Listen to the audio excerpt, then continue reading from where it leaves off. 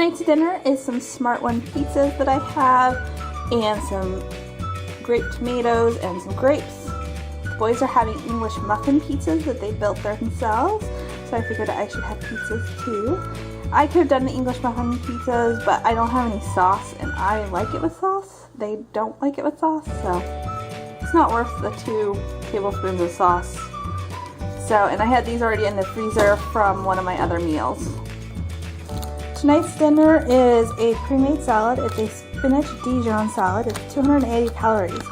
So this is actually a leftover lunch from last week that I hadn't eaten, so I want to go ahead and make sure I get this eaten up. And actually these are really great to grab. I want to make some of my own jar salads, but we will see how that goes for me.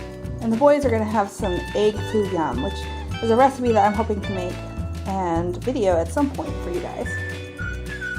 Tonight we're doing a snack dinner, so this is my plate with a few of the things that the boys won't eat. I might have them try the hummus. And then I added some apples and carrots, some pepperoni for Zane, some meat, cheese, and different little things for them to pick out and to snack on. They'll get their own plates and they can fill up their plates however they want. And so this is kind of a new dinner I'm going to try out with them.